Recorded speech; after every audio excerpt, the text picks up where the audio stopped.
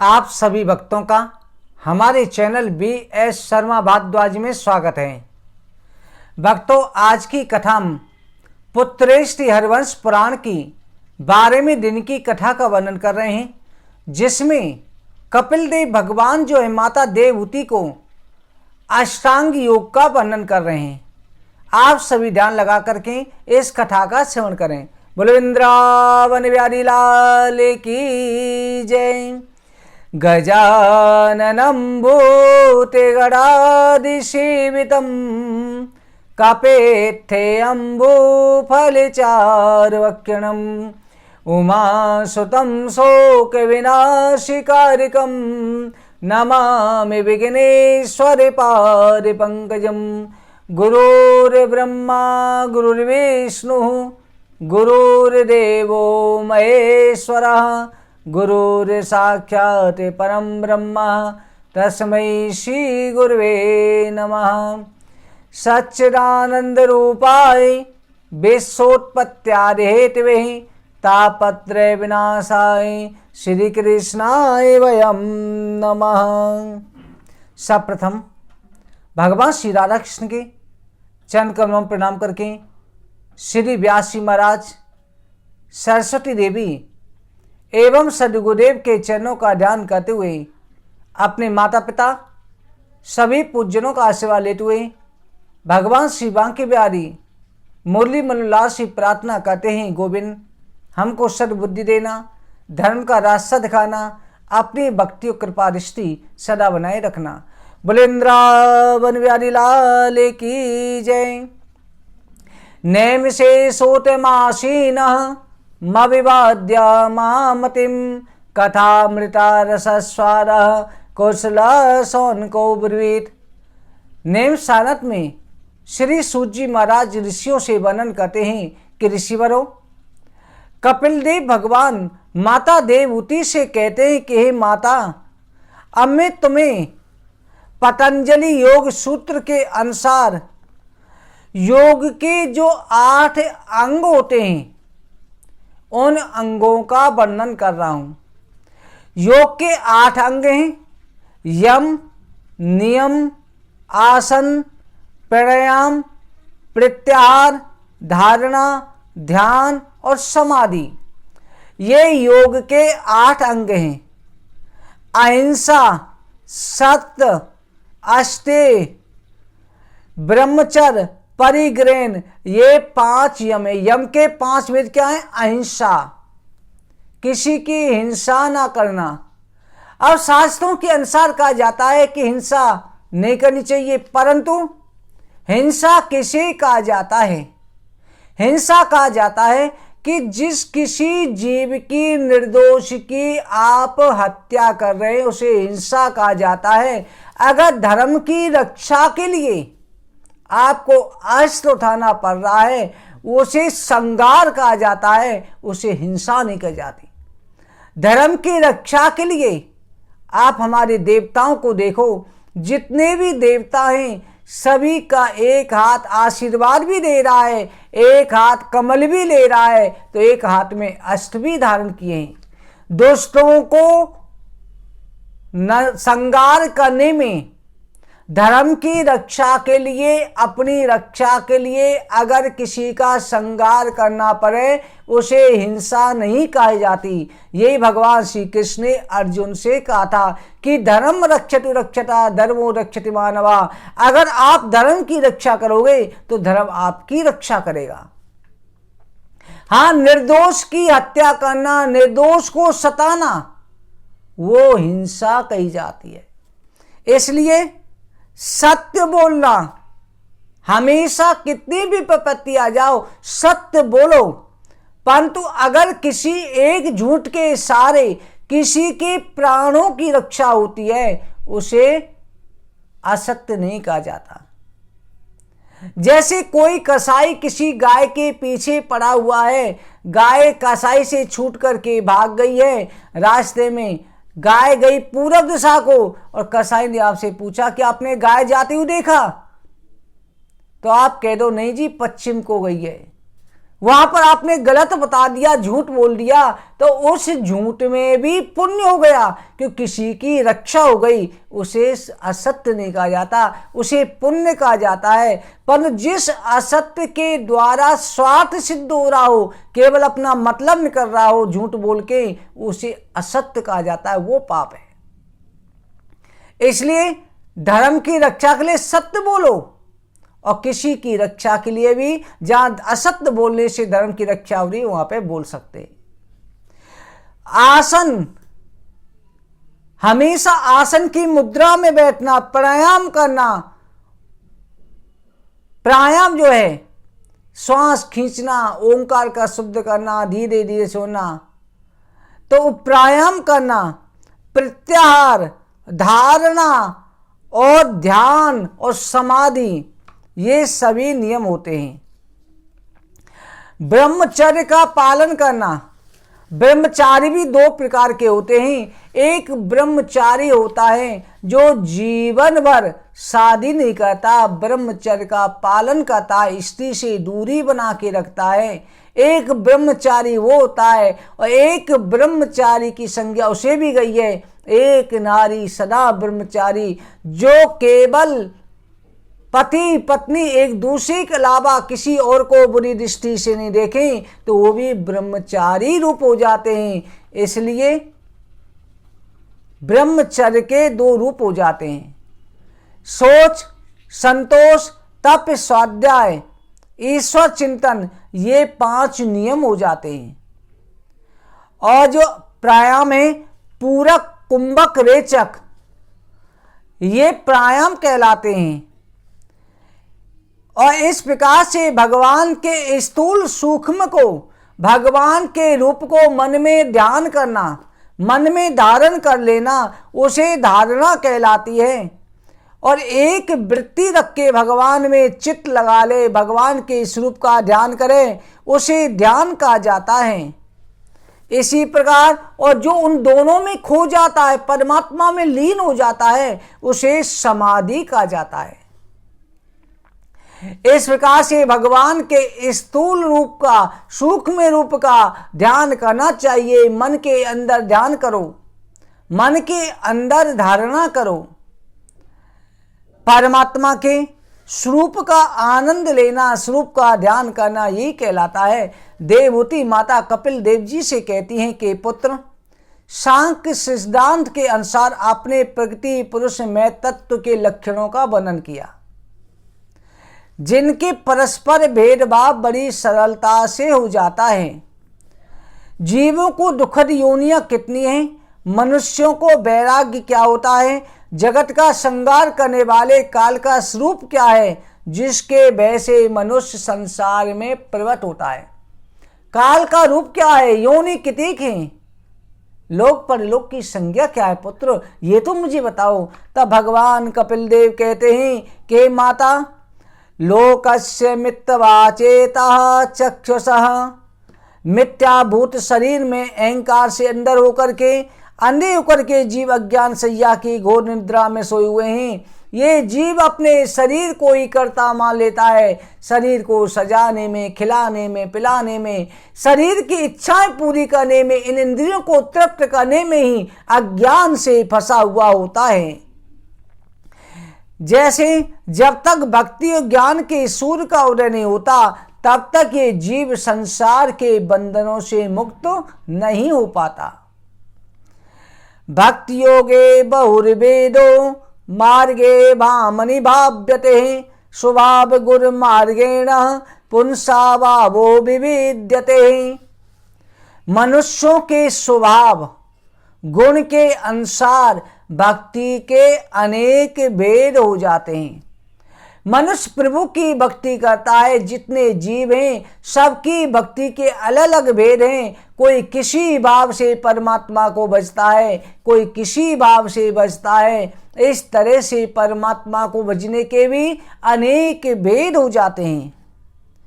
जो मनुष्य अहंकार, मत्सर, कपट को लेकर के बचता है, वो तामस भक्त कहलाता है।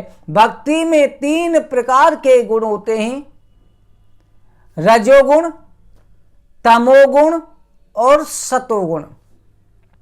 जो व्यक्ति हिंसा करके, बलि दे करके, कपट रख के, किसी का बुरा सोचते हुए, किसी का बुराई के लिए जो पूजा पाठ करता है वो तमोगुणी भक्ति कहलाती है। उसे राक्षस भी कहते हैं, वो तमोगुणी भक्ति है।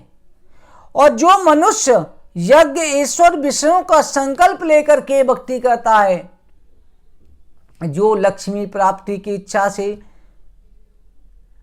अपने कार्य सिद्धि की इच्छा से, संसार के सुख भोगों की इच्छा से, इन सभी इच्छाओं को मन में रख करके भक्ति करता है, जिसे धन ईश्वर की चाहना रहती है, जो पैसे के बल पर करता है, वो रजोगुण भक्ति कहलाती है।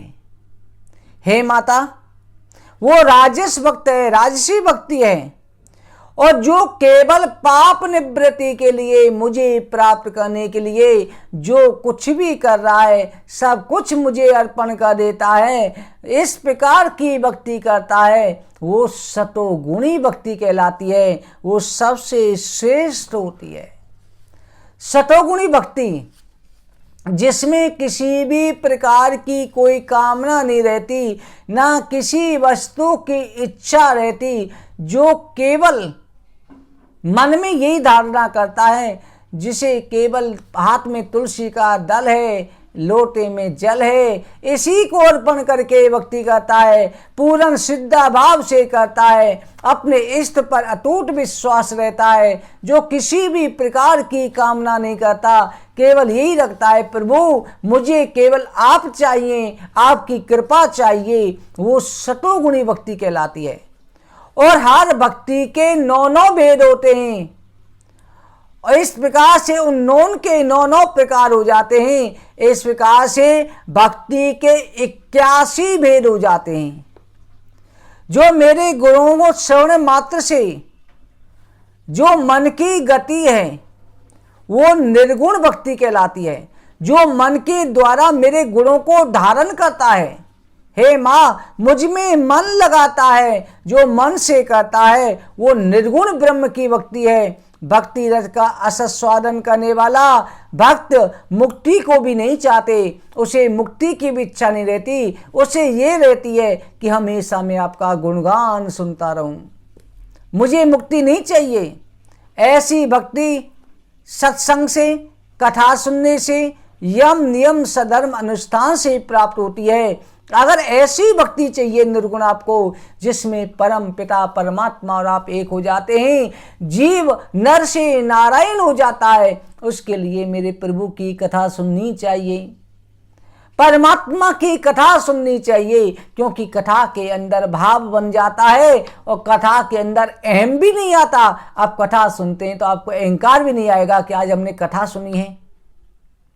आप जो है अपने आप को खो देंगे उस कथा में आनंद आएगा आपको कथा की। इसलिए प्रभु की कथा हमेशा सुनो, एक बार सुनने से मन नहीं बता, इस कथा को बार बार सुनते रहो। यही सबसे बड़ी भक्ति होती है, यही निर्गुण भक्ति होती है। इस भक्ति से परमात्मा सहज में प्राप्त हो जाते हैं। इसमें यम नियम की कुछ जरूरत नहीं है, तप साधना की जरूरत नहीं है, केवल आप बार बार कथा सुनते रहो। यह निर्गुण भक्ति है। ऐसा भक्त फिर सब प्राणियों में अंतर्यामी रूप से निवास करता हुआ घटघटवासी मेरा अनादर कर मेरी प्रतिमा का पूजन करते हैं, वो प्रसन्न नहीं होता। फिर ऐसे भक्त जो है हर व्यक्ति के अंदर मुझे ही देखने लग जाता है, उसे मूर्ति पूजा की भी आवश्यकता नहीं पड़ती, क्योंकि हर जगह पर उसे अपने इष्ट दिखाई देते हैं। कई भक्त कहते हैं कि मूर्ति पूजा नहीं करनी चाहिए। मूर्ति पूजा की आपको जरूरत है, जब तक आप हर जगह पर परमात्मा को नहीं देख रहे। आप वैसे बहाना लगा करके मूर्ति पूजा छोड़ दें, वो गलत है। मूर्ति इसलिए बनाई जाती है, मूर्ति पूजा इसलिए की जाती है, हमें पता चले कि परमात्मा का रूप क्या है। मूर्ति को देख के पापों से डरें, मूर्ति के सामने बैठ के पूजा करो, पर जब आपके अंतर मन में मूर्ति आ जाएगी, आपको हर जगह परमात्मा दिखाई देंगे, तो आपको कहीं जाने की आवश्यकता नहीं पड़ेगी। हर घड़ी हर पल आपको हर वस्तु में अपने इष्ट के दर्शन होंगे। इसलिए हे माता, मैं प्रसन्न उसी से होता हूं, उन्हें पूजा का फल प्राप्त होता है जो हर जीव में मुझे देखने लग जाता है। वो किसी प्राणी से द्वेष नहीं करता, ना ही दान मान से सम्मान से किसी की इच्छा रखता। जो मेरा निर्गुण भक्त हो जाता है, मेरे निर्गुण रूप को चाहता है, फिर मुझ में लीन हो जाता है, उसे ना किसी से मान की चिंता रहती, ना सम्मान की रहती। कोई उसे गाली देता है तब भी मुस्कुराता हुआ सहता है कि मेरे इष्ट हैं ये, और कोई उनकी पूजा करता है तब भी उसे उसी दृष्टि से देखता है। उसे मान सम्मान की, संसार की कोई चिंता नहीं रहती। वो सारा मान सम्मान सब भूल जाता है, उसे अपने पराये का ज्ञान नहीं रहता। ये कौन है, ये मुझे गाली दे रहा है, ये मुझे पत्थर मार रहा है, ये मुझे फूल माला चढ़ा रहा है, उसे कुछ भी होश नहीं रहता, सबको बराबर देखता है। इसलिए माता, जीवों में भी स्थावर जीवों में संगम श्रेष्ठ है। उनमें चारों वर्णों में जिस तरह से ब्राह्मण को मैंने श्रेष्ठता प्रदान करी है, इसी प्रकार से सब जीवों में मनुष्य शरीर श्रेष्ठ है। इसलिए काल के रूप से डर करके, नरक के डर से डर करके प्राणी को प्रभु की भक्ति करनी चाहिए। वो प्राणी, वो व्यक्ति शूद्र भी ब्राह्मण से श्रेष्ठ है जो भगवान का भक्त है। और वो ब्राह्मण भी श्रेष्ठता को प्राप्त नहीं है जो जिसमें प्रभु की भक्ति नहीं हो। इसलिए जाति से, धर्म से बढ़कर के भक्ति है। जात पात पूछे नहीं कोई, हरि को भजै सो हरि का ही होई। भगवान के दरबार में अगर जो भक्ति करता है, उसकी जात नहीं रहती, उसे केवल प्रभु के स्वरूप का वर्णन रहता है। भक्त पूजनीय हो जाता है। साधु संतों की कभी कोई जात नहीं होती, भक्तों की कभी कोई जात नहीं होती, सभी को भक्ति का अधिकार है, परंतु पूर्ण विश्वास के साथ में परमात्मा की भक्ति करता हो। इसलिए हे मां, संपूर्ण भाव से समर्पित हो जाए। हे मां, मेरे दर से काल रूप जो है संसार के सूर असुर यक्ष गंधर्व किन्नर सबका भक्षण करता है। सभी देवता मेरे भय से ही अपना कार्य करते हैं। मृत्यु भी काल के भय से मेरी आज्ञा से भयभीत होकर के पालन करती है। मैं ही सबका काल हूं, अंत करने वाला हूं, अनाद हूं, अनंत हूं। ऐसा ध्यान करके मेरी भक्ति जो भक्त करता है वो संसार के जन्म मरण से मुक्त हो जाता है।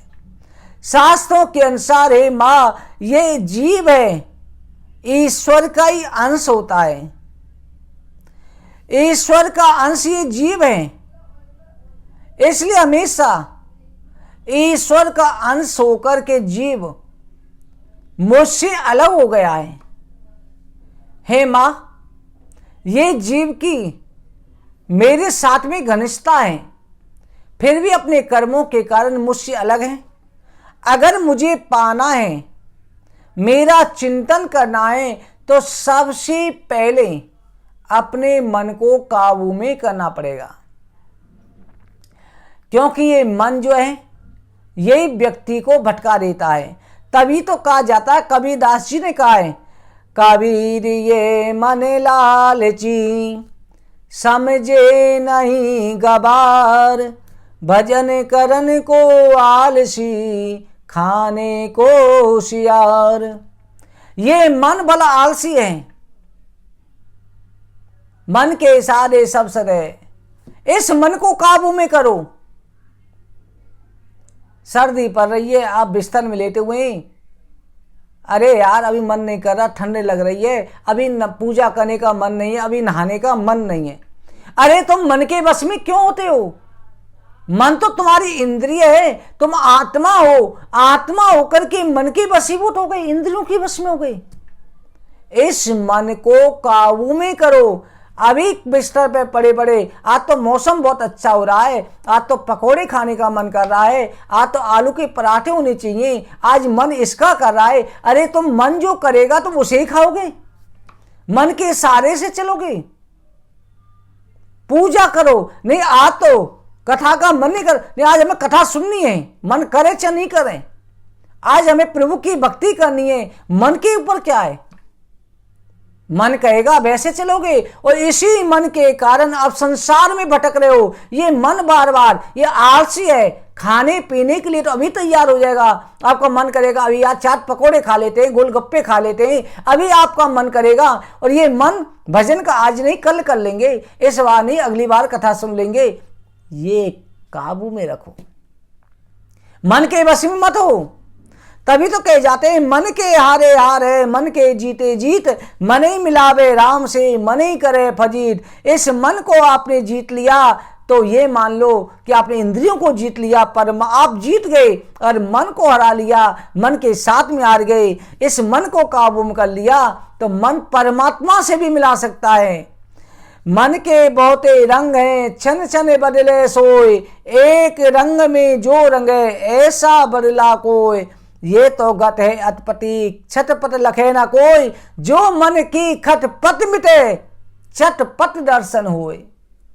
ये मन गिरगिट की तरह बदलता रहता है। अभी 1 मिनट में बंबई पहुंच जाएगा, 1 मिनट में अमेरिका पहुंच जाएगा, 1 मिनट में स्वर्गलोक पहुंच जाएगा, 1 मिनट में मथुरा के पेड़े खाने पहुंच जाएगा। 1 मिनट में आपको चटपटा खाने का मन करेगा। इस मन की खटपट को मिटाओ। अगर इस मन की खटपट मिट गई तो चुटकी में आप मेरे प्रभु के दर्शन कर लोगे। इस मन को काबू में करो, इसलिए इस मन के बस में ना हो। मन बहुत लालची है। इस मन के कारण हम परमात्मा की संतान ना जाने जब से सृष्टि रची है संसार में भटक रहे हैं। कितनी बार परमात्मा से मिलन हुआ पर बार बार इसी में भटक रहे हैं। कभी पुत्र के जाल में, कभी पत्नी के जाल में, कभी पति के जाल में, कभी संसार के धन माया जाल में। ये मन आपको भटका रहा है। संसार में जन्म लिया है मनुष्य का, मनुष्य के कर्म करो, पैसा कमाओ, बच्चों का पालन करो, सारे कर्म करो, परंतु मन को काबू में रखो। परमात्मा के चरणों में अपने मन को अर्पित कर दो, प्रभु की भक्ति करो। यही जीवन का सार है। कपिल देव भगवान ने सबसे बड़ा रहस्य बता दिया कि मन को काबू में कर लो। भक्तों, कपिल देव भगवान ने जिस सांख्य शास्त्र का वर्णन किया है, अगर प्राणी व्यक्ति जीवन में धारण कर लेता है, जन्म मरण के चक्र से मुक्त हो जाता है। भक्तों, आज की कथा कहीं पर विश्राम करते हैं। कल की कथा में कपिल देव भगवान के सांख्य शास्त्र का आगे की कथा का वर्णन करेंगे। बोल वृंदावन बिहारी लाल की जय। जय जय श्री राधे, जय जय श्री राधे, जय जय श्री राधे श्याम।